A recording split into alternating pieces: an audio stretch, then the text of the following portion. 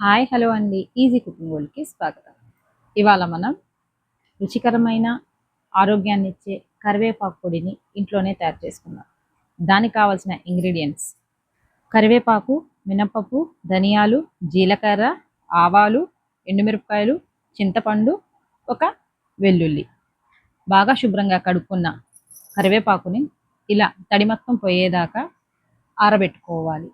ఇప్పుడు స్టవ్ మీద ఒక ప్యాన్ పెట్టుకొని అందులోకి కొంచెం ఆయిల్ వేసుకొని మినపప్పును వేసి దోరగా వేయించుకోవాలి. ఈ వేగుతున్న మినపప్పులోనే ఒక 2 చెంచాల వరకు జీలకర్ర, హాఫ్ స్పూన్ ఆవాలు, 2 స్పూన్ల ధనియాలు వేసి అవి కూడా వేయించుకొని దీన్ని చల్లారడానికి పక్కన పెట్టుకోవాలి. ఇప్పుడు ఇందులోనే కొంచెం ఆయిల్ పోసుకొని కరివేపాకును వేసి క్రిస్పీగా అయ్యేలాగా వేయించుకోవాలి. చూసారా ఎలా క్రిస్పీగా వస్తుందో? అలా వేయించుకొని చల్లారడానికి పక్కన పెట్టుకోవాలి.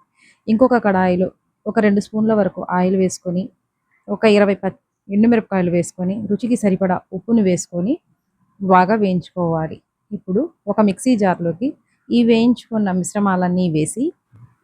మిశ్రమాలన్నీ అంటే చల్లారడానికి పెట్టాం కదా మనం, అవన్నీ మిక్సీ జార్లోకి వేసుకోవాలి. ఇందులోనే కరివేపాకు కూడా వేసుకొని ఇంకా చింతపండు, వెల్లుల్లి రెబ్బలు అన్నీ వేసేసుకోవాలి. కావాల్సింటే కోర్స్‌గా పట్టుకోవచ్చు, లేకపోతే మెత్తగా పట్టుకోవచ్చు. నేనైతే మెత్తగా పట్టేసాను.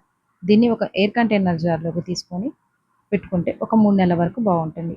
భోజనానికి ముందు నెయ్యి వేసుకొని ఒక ముద్ద తింటే ఎన్నో ఆరోగ్య ప్రయోజనాలు. నా వీడియో కనుక నచ్చితే లైక్ చేసి, ఫాలో చేసి, షేర్ చేయండి. Thanks for watching.